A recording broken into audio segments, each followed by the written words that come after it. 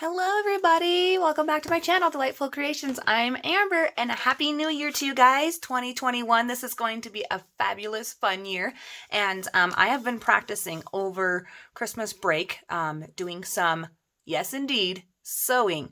I pulled out my daughter's sewing machine that she got from her grandma, and I watched a ton of YouTube videos, and I finally tackled sewing. I'm able to thread the machine and fill the bobbin, and that's about as much sewing language as I know, okay? So I just want to share with you the pages that I've made. So I started out making really simple, I mean, they're all pretty simple. I'm not, like, I don't claim to be an expert. I don't know the name of the stitches. I don't know nothing. But on this page, it's just an 8.5 by 11 tea-dyed paper, and I just, like, did the zigzag stitch along the edge. And it's not perfect. It isn't exactly lined up, but it is a nice little pocket there. And then on the back side, you can see the sewing here. I tried to trim down all the threads. I obviously missed this one, but I'm not sure how I'm going to use these, but I know for a fact we are going to make a sewing journal, okay? I want to make a sewing journal, and that is one of my goals for 2021. I did this nice, beautiful scrap booking paper. It's really thick. It is textured, and I added some lace along the side, and then I tucked in a ticket. And I thought that would be a really cute, like, little half page like this to be able to flip out, and, you know, you could use it as a tuck spot if you wanted, or something like that. So that was the idea behind that one. And this scrapbooking paper here, this purple one, I've been saving and hoarding in my stash, and this is the only piece of it that I have. It came from that big haul that I got 2 years ago from a lady off of Facebook, and I loved it, and so I wanted to use it as a pocket. So I have a big giant pocket all along this side, and this is still that same zigzag stitch, and I don't know, like, exactly what you're supposed to do, but this one was pretty accurate. It was a little bit longer, so it was easier for me to get it lined up, and I just trimmed off the edge. And then I took another page and I folded it in half so that I could seize where half was. And I sewed around the edges and then also up the middle of this one, or as close to the middle as I could get. And then along the edge again. So this is a double pocket, and it has this, like, distressed pink and purple look to it. And then on the back side, you can obviously see the sewing, but I can cover that up if I don't like it. I don't know. I'm just now playing around and just having a go at it, and I thought I would come on and share with you because I kept saying, I can't sew, and I was like, you know what, I'm going to teach myself. I'm going to learn. There's plenty of YouTubers out there that I can learn from. So this one here, I took the scrapbooking paper, I went down the middle and over each edge, and I made a double pocket, one on each side. And this one was pretty challenging to figure out how to do. It took me a while, but it turned out pretty, and I'm really happy with that one. That's actually one of my favorite little pages that I made. And you could also go this way with it. You don't have to go the hot dog way. You can go the hamburger way. And then what you'll have is a sweet little pocket like this, and not only will you have a pocket here on this side, when you open it, you're going to have a pocket on every single side. Isn't that cool? So just a lot of different things that you can play around with. This one here, I thought I would try to do the ribbon. So this one I intended to go on the left and one to go on the right. These ribbons did have wire along the edge, so I wasn't sure if that would hurt the needle or wreck the machine in any way, so I sewed pretty far away from it. I just didn't want to take any chances, and I just thought it would be a nice little tuck spot. And if not, if I end up gluing that down, that's fine too, or being able to, like, slide in another piece of scrapbooking paper just to add some layer and dimension to this. But along the back side here, you can see the stitching. You can see here how far I almost got off of the page, but I was able to save it. So, you know, my lines and stuff aren't quite straight. And the same thing with this butterfly one. It does have the wire along the edge, and I just didn't want to wreck the machine, so I tried to stay away from it. That one I did go off the edge. I had plenty of tangle ups. I had thread coming out of the bobbin area, and I had to research how to fix that. And I only broke one needle so far. So far, I've only broken one needle. And that was in the very, very beginning. It was the second time I ever turned the machine on. This one here is some old ribbon fabric thing that I've had in my stash, and I thought, let's use that because, you know, why not? I have it. I have it, and I wanted to see what the difference felt like using a fabric and a ribbon and paper. It does feel different in the machine. You do have to, like, feed it through a little bit differently than you would if it was paper versus fabric, because it's thicker. This one here, I intended just to sew the patch on the page, and I missed. So now it's a pocket. How cute. Tiny little pocket. Oh my gosh. And I love this fabric. I have a whole bunch, not a whole bunch, but I have quite a few of these squares. I used a bunch of them for my button clusters. So that was that one. Really simple. Really, really simple. Nothing fancy. Nothing you guys have never seen before. This one, I designed this page on my computer. And I thought it would be fun just to add some stitching here. This is actually like a light purple lilac color of thread. You guys probably can't even see that. There we go. And so I thought that would be fun just to add that to the top. Now, I don't like the back side of this scrapbooking paper, or this paper that I designed. I will show it to you. I do like it, but I don't like how dark the coloring is of it. So on this one, I probably will cover it with some paper, or add like lined paper or something to it, because I don't like how dark it is. But anyways, this one here, I was inspired by JD from Willowbound Journals. She adds top pockets, and I've never done a top pocket, and she does sew hers in her journal, and she puts them in the top, the bottom, and this one was actually a frame cut out from some framelits that I made for Alicia. This is the center of that from her little things that I sent her in the mail, and it's all glittery, and I used the purple thread, and you know, you can see, you look close enough that I like went down too far, and then I tried to back stitch my way back up so I didn't have to unhook and then re-stitch it, but it worked out okay. You know, it is what it is. Here's the first ever pocket, fabric pocket, and the only one that I made, and it is super crooked, super crooked.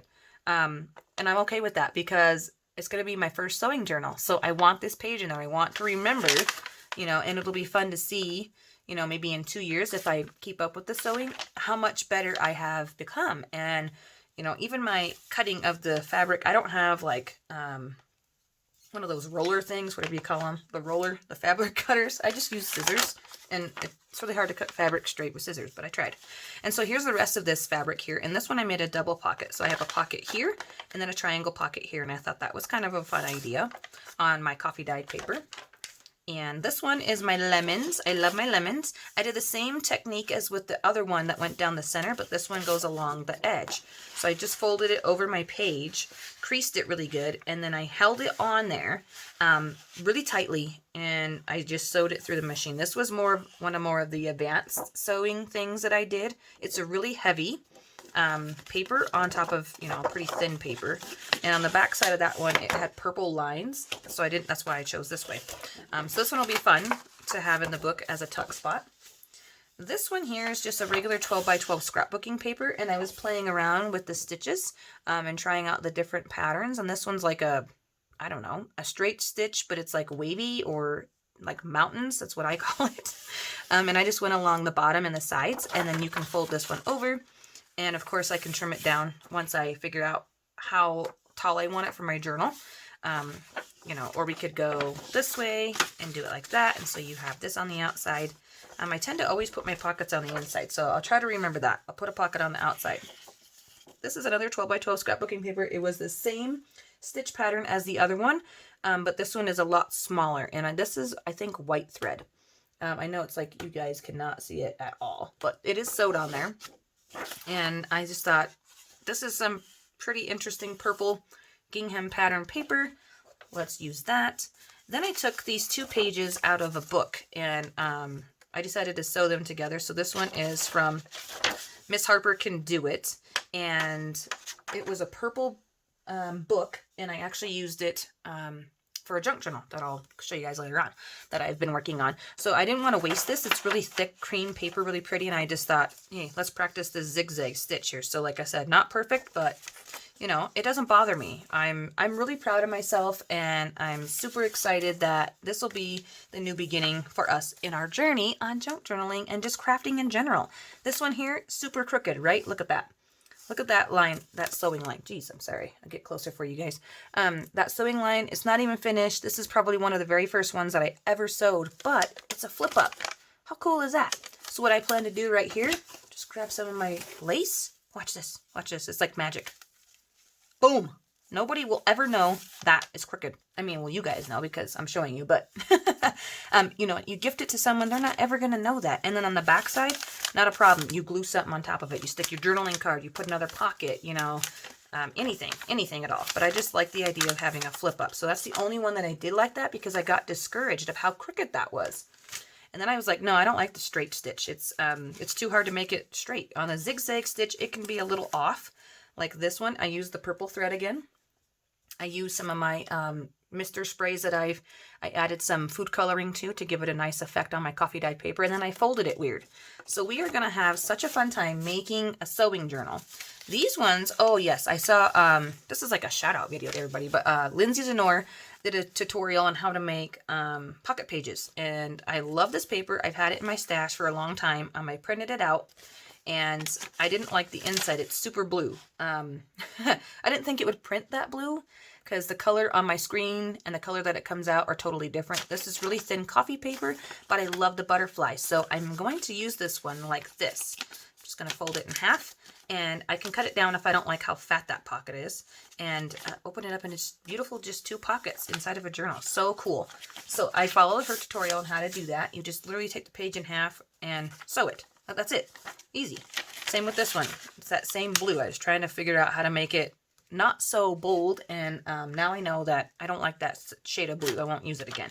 And this is just, I think it's a paper from Graphics Fairy that I downloaded a background from. So I just sewed that again, another pocket page. And now this one, I may decide to add some more stuff on here because it's pretty plain, but we'll see. And I'm not planning on like throwing all of these into one journal, you know, because the purple with this coffee, ooh, this is beautiful. This is from Lindsay's, oh my gosh, like Creamy Dreamy club, I think, Lindsay Zenor.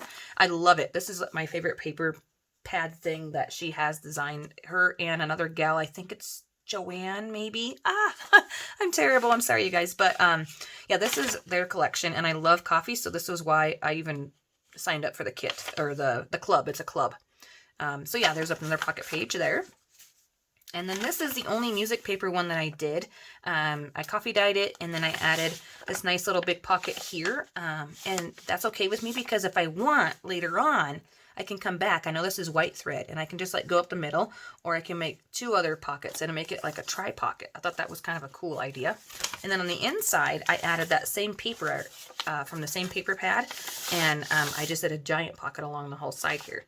And like I said, I can cut these down to size after we figure out the book size of our actual journal we're going to make. So that's super fun. Here's another pocket page playing around with those stitches. This is like that wavy mountain one all the way up and over. And it's a big 12 by 12 scrapbooking paper. It's like a door, a realistic door photo. I love the door handle. So I don't know. I might go this way with it in the book and be really skinny, but I don't know. It does look kind of interesting like that. So we'll see. We'll see.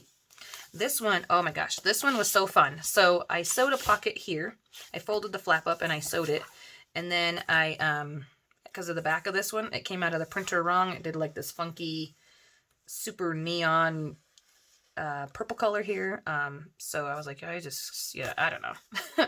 We're going to like glue that one down probably on a page or something. But yeah, so there's a little tuck spot here. Super fun. Another pocket page that I made.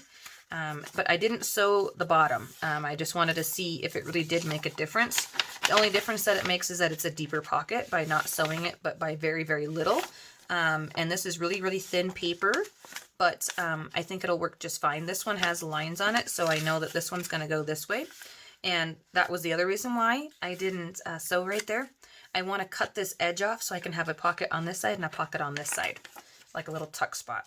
This is one that I was playing around with some extra paper from our junk journal that we made last year, a holiday junk journal. So now I have a pocket page ready for next year, or this coming year, this coming winter, or Christmas, sorry. Here we go.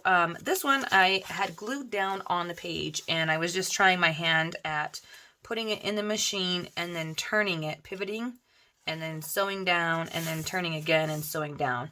I messed up a ton. So I did this maneuver on just scrapbooking paper to figure out which way to turn it, because I kept turning it the wrong way. It was like, I don't know how else to explain it to you, but yeah, I was doing it wrong. So this here is a recipe book. I love it, love it, love it. I can't remember the book of it, but it has this beautiful like framing along the papers.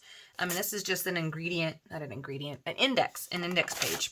And I just sewed the flap up there, and it's going to go like this. Actually, we'll probably fold that one like that, just to be different. Or we could use it as a flip out like this. You know, super fun. We'll see. This is one of those pages that I made using my inks that I did. I did pink and yellow, and I sewed the pocket along the side, and then I sewed this ruffled pink, baby girl pink ribbon on here, and I just thought it looked really cool. It's the only one that I did ribbon on.